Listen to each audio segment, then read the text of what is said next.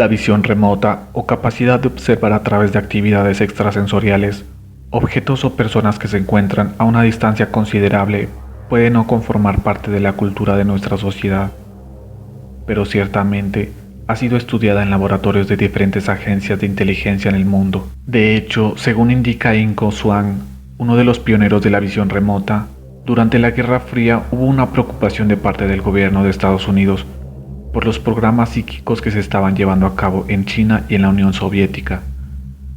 Claro que todo esto ha sucedido tras un complicado velo de secretos, ya que al parecer, una serie de experimentos realizados en la década de los años 30 dejó claro que los seres humanos tenían muchas más habilidades de las que hasta entonces habíamos creído. Swann, quien se autodenomina como un explorador de la conciencia, cobró cierta notoriedad entre los círculos interesados en el estudio y prueba de este tipo de habilidades paranormales, después de haber conducido un experimento que implicaba utilizar su visión remota para estudiar Júpiter. Esto sucedió en 1973, cuando Swann propuso a Russell Targ y a Harold Puthoff aprovechar que la sonda Voyager visitaría el planeta en 1979, permitiéndoles verificar la información. Entre otras cosas, Swann afirmó que Júpiter tenía anillos a su alrededor, al igual que Saturno, lo cual era motivo de discusión científica en ese momento, y quedó comprobado una vez que se obtuvo información de la Voyager. El experimento le valió a Swann ser contactado por una serie de individuos que trabajaban un tanto en secreto y que nunca le proporcionaron el nombre de la institución o programa al que pertenecían, pero que le propusieron usar sus habilidades para explorar la Luna.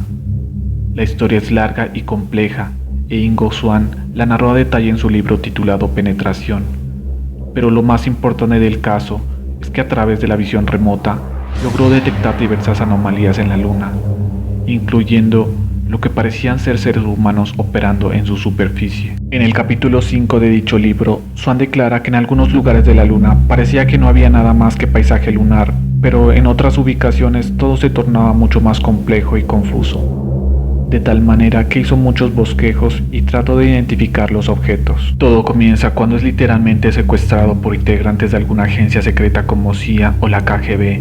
Es llevado con la cabeza encapuchada a algún tipo de instalación subterránea. Allí se le propone trabajar por $1000 al día. De inmediato comenzaron a hacer sesiones con él para que proyecte su visión mental hacia un punto de interés para ellos, la Luna.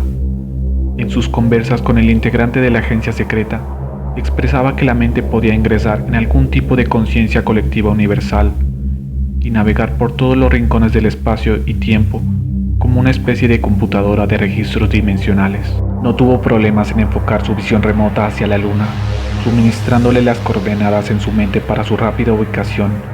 Enseguida, el satélite se le mostró cada vez más grande y acto seguido una fuerza de gravedad lo absorbió al instante. En su relato detalla que en primer lugar llegó a una zona clara, encontrándose con unas rocas como de piedra pómez, y sentía en esos momentos como si el viento soplara.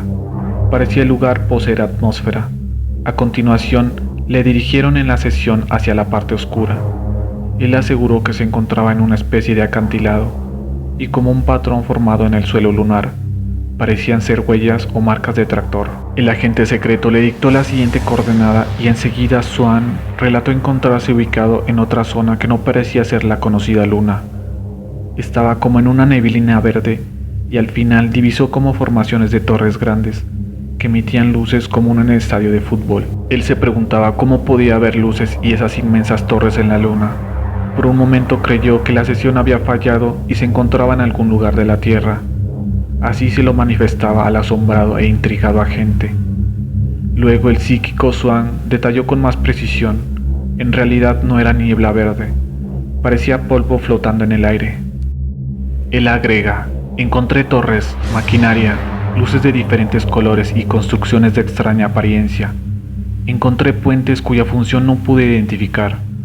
Uno de ellos simplemente era un arco que no tocaba el suelo en ninguna parte. Había muchos domos de varios tamaños, cosas redondas, cosas como pequeños platillos con ventanas. Estos se encontraban aparcados junto a los costados de los cráteres, a veces incluso en lo que parecía ser hangares. Tuve problemas estimando los tamaños, pero algunas de esas cosas eran muy grandes. Encontré cosas que eran como tubos y máquinas que eran como tractores subiendo y bajando las colinas. Caminos en línea recta que se extendían por millas. Obeliscos que no tenían ninguna utilidad aparente. Habían plataformas en los domos y estructuras que parecían como grandes cruces. También había agujeros que parecían estar siendo excavados y que obviamente tenían que ver con algún tipo de operación minera o relacionada a la remoción del suelo. Había redes sobre algunos cráteres, casas en las que obviamente alguien vivía, solo que no podía ver quién, con excepción de un caso. En ese caso vi una clase de personas ocupadas mientras trabajaban en algo que no pude terminar de entender. El lugar estaba oscuro, el aire saturado de un tipo de polvo y había alguna clase de iluminación, como una bruma color verde limón. La cuestión es que o eran humanos o se veían exactamente como nosotros. Pude notar que todos estaban desnudos. No tenía idea de por qué, pero estando allí en mi estado psíquico, como sentí que era, algunos de esos seres comenzaron a hablar con entusiasmo y gesticulando. Dos de ellos señalaron en mi dirección. Inmediatamente tuve ganas de huir y esconderme, lo que supongo que hice psíquicamente ya que perdí de vista esta imagen en particular. Creo que me han visto, me estaban señalando. ¿Cómo podrían hacer eso? A menos que también tengan algún tipo de percepción psíquica alta. Interesantemente, después de estos descubrimientos, quienes lo exhortaron a participar en dicho experimento, lo dieron por terminado sin más explicaciones.